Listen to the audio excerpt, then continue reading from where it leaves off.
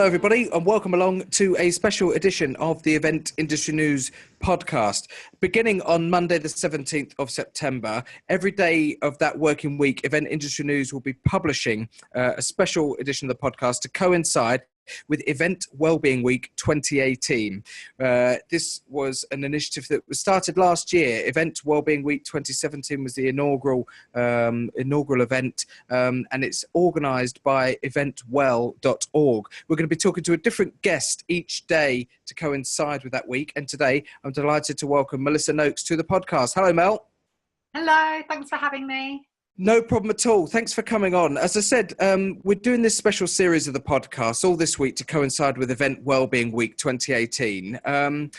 Before we get on to your own involvement with with Event Well as an organisation, tell us a bit about your own professional background with the events industry and what it is you do.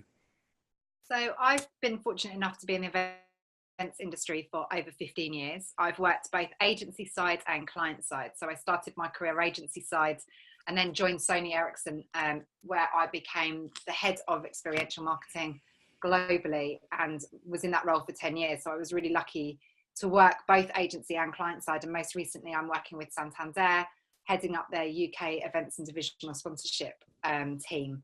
So I've been in the industry for a long time in lots of different places and worked in a lot of different ways. And I've been really fortunate to meet some great people along the way, but also, just like all other event professionals, have also experienced the sort of hard work and the lifestyle that comes with working in the events industry. Sure.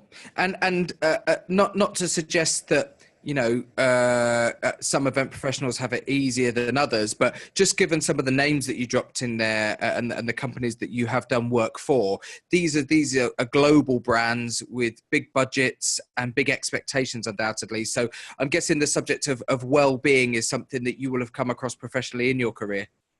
Yeah, absolutely. So I think it's something that's a lot more in the conscience and psyche of people these days, but certainly it's always something that we've been thinking about. And, you know, you'll see from the stats about that we share on our website on Eventwell about how stressful it is to work in the events industry, and the fact that it's constantly listed as one of the most stressful professions, but it's also one of the best professions, right? It's why we all do it. So yeah, I've definitely come across it. It's definitely been things we've been aware of. And actually in my personal life, I've set up my own business as well, looking at well-being, and self-care in particular. So this year, the theme of You and Yours is really personal to me because I advocate self-care. I've written a book on it that was published by Penguin last year. So it's something that I'm personally really passionate about. And that's also as a result of working in our profession, but with many people that work in highly stressful environments as well. Sure. And when we spoke to Helen Moon, the founder of Event Well, on the first episode of this special series of podcasts on Monday, she said that statistically it was ranked the 5th most stressful job, and it was only sort of emergency services and people like that were actually above event professionals. Since you've actually then become very much aware of well-being and become involved in Event Well, what's it been like to be able to maybe offer support to people having identified that, and actually does it make it more obvious to you when people are struggling in the industry, having sort of, you know, not experienced that, but been part of an organisation that's helping to support that? Yeah, I mean, I think, and no doubt Helen would have covered this, I think when we all got involved with Event Well, we all came at it with a real passion to help people. And I think the longer you're in the industry, especially as a woman in the industry, you feel, I certainly feel a real need to give back and to contribute and be able to share experiences and be able to guide and support other people that are maybe going through experiences that you've had, and share some of your wisdom, some of your top tips, some of the lessons that you wish you would have learned earlier in your career perhaps. So I think all of us that have joined Event Well have this wealth of experience and tips and knowledge that we just want to share. So we came together to create Event Well, and it's brilliant to now have a forum and a platform which we can share this kind of knowledge and experience, but also reach people and enable people, and hopefully help turn the tide a bit, and to help people manage the stress and the challenges that come with this industry, and be able to take all the good that's from it and hopefully minimize some of the more challenging aspects. When you talk about sharing tips and experiences, the one thing I suppose that everyone would agree on is that there is no definitive solution, is there, to well-being? And when, again, referencing the first episode of this series, when we spoke to Helen, she said that there's physical, emotional and mental well-being, and those three aspects all dovetail and work intrinsically with one another. But there is no definitive solution, is there, to any of those things? So the more people that can share experiences to offer how they maybe have coped with it, or offer their own solutions, it's a case of the more the merrier, isn't it? Yeah, because I think everybody is so individual, and I think we all have different ways of managing stress and well-being. We all have a different definition of what wellness looks for us. You know, my version of what the perfect week and what wellness looks like for me is slightly different from someone else, but I think there are some core foundation pieces, which is making sure you're looking after your mental well-being and doing, you know, putting in the right sort of boundaries to give yourself space and time to think and time to breathe and do all the things that are important to you. Looking after your body, so eating well, moving, sleeping, things that we don't often get the chance to do as event professionals, especially not when you're on site. And, you know, making sure that you're actively engaging in your personal life to do things that enrich you and nourish you in different ways. So I think there's some foundational pieces that we'd all agree to, but the makeup of those things and the depth at which we need them varies person to person. But I think it's really important for people to take what works for them, and I think that's why it's so good for lots of different people to share tips, because we'll learn from different people and different things will resonate for different people, and we're all so individual and we all have such individual circumstances. I think the more we learn and the more we talk, I think also that really helps, because I think people realize they're not alone and that some of the experiences that they've had, other people have had, and these are the ways that have helped them. So it's useful to maybe trial some of those things as well and see what works for different people. So yeah, I think sharing tips also enables other people to talk about it and realize that some of the challenges are just inherent to our industry. Sure. Well, when did you personally first become involved with Event Well? What made you aware of it? And did you have a professional relationship with any of the other people that are involved with the initiative? Yeah, so I set up a mentoring program called Elevate with a friend of mine, Max Bellows, and we have done some incredible work over the last couple of years as a result of that. And as through Elevate, I connected with Helen and we started talking. I knew Sam really well and a couple of the other founders as well. And through my own work as the self-care coach, we all came together and realized we had this passion to help people and this passion to talk about well-being, and there wasn't anyone else doing it. So we came together as a collective and made it happen, which I was really lucky to be involved from the beginning. And did any of you sort of anticipate how well received the inaugural Event Wellbeing Week that was held in 2017 would be, or how well and what sort of response you'd receive to the website being launched would be? Yeah,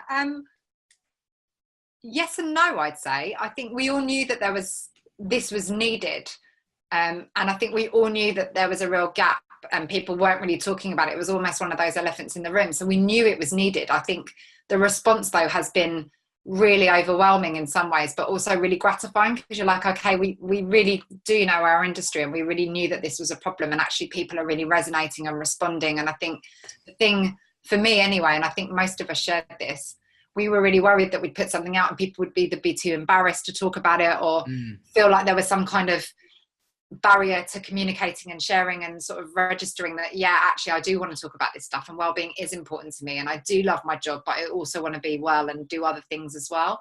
So I think, yes, we knew it was needed, but no, we didn't anticipate quite the response that we'd get. And it was really lovely, actually, and really encouraging and really really empowering and really motivating. There's lots of adjectives in there, isn't there? Sure. Well, it describes it well. And one thing I wanted to ask you today was the subject of people, I suppose, not arguing against it. I dare say the majority of people who work with the industry accept that well-being is important. And yes, we should all be looking after ourselves a bit better in many different aspects. But there will no doubt be people who work in the industry who are watching and listening to this podcast saying, well, it's all well and good having these tips and tricks and support mechanisms in place, but realistically, we just don't have the time to do this when we're on site. You know, we go to an event and it's busy, pressure. We've got to get it done. We've got a short space of time to do it. You know, we can't really afford time-wise to adopt these sort of methods into our working. Have you addressed people with those concerns already? And are you already looking at ways that people can adjust their actual timelines and their working days in order to accommodate a little bit more care for themselves? Yeah, so I think that's a really good question. And actually, I don't think this is just for the events industry. You know, I think anyone that's now working in a busy environment in a big city that has that kind of always on mentality, which, you know, is fairly inherent in London and places like New York and Tokyo and lots of places around the world. We have this notion of being really busy all the time and the fact that we can't make time for this stuff. And actually, I argue back that we're our own worst enemies, because I'm like, actually, when you burn out because you haven't taken care, or you haven't made time to actually prep your food before you go on site, or make sure that there's healthy options, or giving yourself time to sleep, you know, we're the ones that are responsible for our well-being, and we can only do a good enough job if we're well enough to do it. So actually our self-care is our priority. Nobody else is responsible for that but us. So actually we have to make time for that stuff, because with the best will in the world, we all love our job and we all work for brilliant people. But if somebody burns out, you're going to be replaced by somebody else, and the company will keep going, but you won't. Like, we have to, there's only a finite amount of resource we have, and we have to take that seriously. So yes, I think that's what's the beauty of Event Week. We are all event professionals. We all get what it's like to be busy, to have client demands, to be on site, to have no time and not enough hours in the day. But what it comes down to is going, okay, I need to make me a priority, and how do I do that? And it might even be, right, okay, I know I've got a busy week ahead, so I'm going to prep my food so that I've got plenty of food, because I know I'm not going to have any time to cook properly. Or you know what? I'm going to get one of those lovely sort of delivery services where they come and give me all my meals for the week, and I don't have to think, and I just take them out the freezer and I stick them in the microwave for half an hour. Or it might be that you go, right, I've got a really busy week, but actually I really need my sleep, so I'm going to prioritize that, and I'm going to just make my sleep the thing that I do, because I know I'm on site for the next 2 weeks and I'm going to be knackered, so I'm going to do that. So it's not about, I think it's about taking responsibility and not abdicating it and saying, well, I'm just busy. It's like, well, no, make your well-being a priority, and that's going to be different for all of us. But for me, I know exercise is really important, and movement. So one of my non-negotiables is going to yoga every day. Since I've had my son, I've had to change that a little bit, because actually I've now got to balance being a mum and being a working person and being a wife and all these other things. So I've actually changed my priorities and actually gone, okay, as long as I get to yoga 3 times a week, but actually sleep and eating are really important to me now. So I've got the energy for all those things. You know, self-care is really fluid, and I think is really individual. It's what we were saying earlier. But I think making yourself a priority, that's non-negotiable, and that's up to each and every one of us to take ownership of. So that's a really long-winded answer to your question, but no, absolutely. And certainly within that answer, what it sounded like you were describing was maybe the chronological equivalent of false economy when it comes to finances. That, you know, we will argue, and people will argue, well, I just haven't got the time when I'm on site or in a busy working day to actually do stuff like this. But if they continue down that path, they will reach a stage where they might have to take a week off because they make themselves really ill.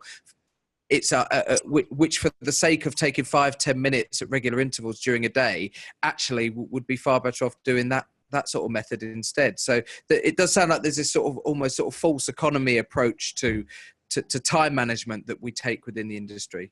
Yeah, and I think also we, you know, without playing anyone down, we all think that we're invaluable and that we have to do this thing, otherwise nothing will happen. And actually, you know what?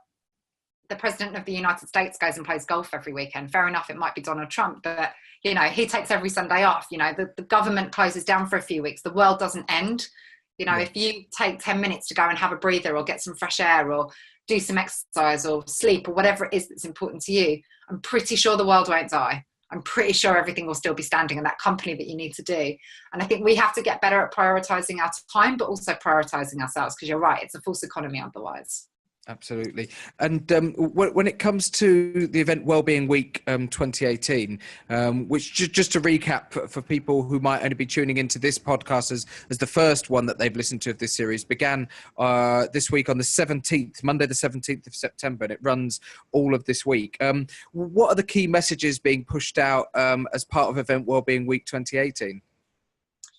So for us, really, Event Well Week is all about looking after you and yours. So this is about really thinking about taking care of yourself. So what we've been talking about so far today. So thinking about, you know, spending some time to recuperate, taking up some personal challenges. Like, we're really encouraging people to think about what well-being is for them and the things they can do to make that a priority. So we've put some really great ideas up on the website and some suggestions of what you can do, but also we're really looking for people to share the things that they're doing and inspire us back.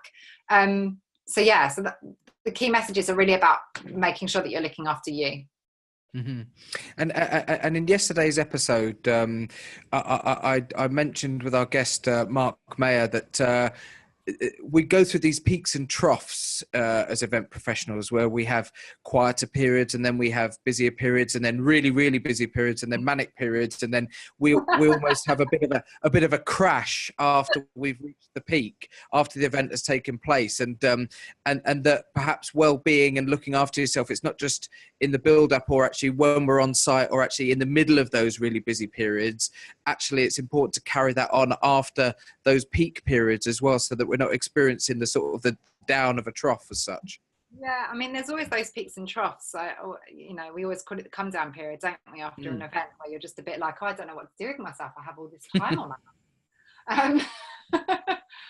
But I think the important thing, and something that I really advocate, is this idea of like everyday kindness. And it's stuff that you do for yourself every day because it matters. And it's in the good days, the bad days, the in-between days, the days where you just want to curl up and just put the duvet over your head. It's like taking that time every day to commit yourself to yourself, something that takes care of you, even if it's something really small. So you're right. Self-care is one of those things that people sort of fall back on when all the chips are down. But actually, it's that kind of practice and that continual commitment to it that means that you're always taking care of yourself, and you've got this sort of foundation or this benchmark of well-being that you never go under, because you are always consistently looking after yourself. So yeah, it's things like thinking about the things that really make up your wellness and the things that are really important to you. So I like to call them like the non-negotiables. So the things you put in place that you do all the time, every day, every week, no matter what, and you make sure that they're a priority and everything else sits behind. And that is something that you should do day in, day out, wherever you can, because you're important and there's only one of you. Absolutely. And if people want to find out more about Event Wellbeing Week 2018, and indeed just find out more about Event Well, eventwell.org is the place to go to. What sort of things can people find on the website, Mel?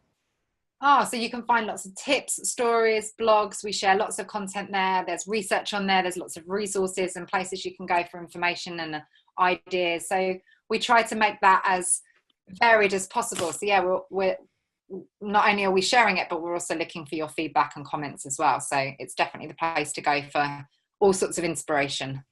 And the hashtag being used not just throughout this week, but on an ongoing basis. If you use the hashtag EventWell18, you can join in the conversation, find out what's happening on the various different social media platforms. And as I mentioned, eventwell.org is the website to go to if you want to find out more about what's happening. This is a special edition of the Event Industry News podcast. We're putting out a new episode every day during the week beginning 17th of September to coincide with Event Wellbeing Week 2018. Our guest on today's podcast has been Melissa Noakes. Melissa, thanks very much for taking the time to talk to us today. Thanks so much for having me. It's been a pleasure.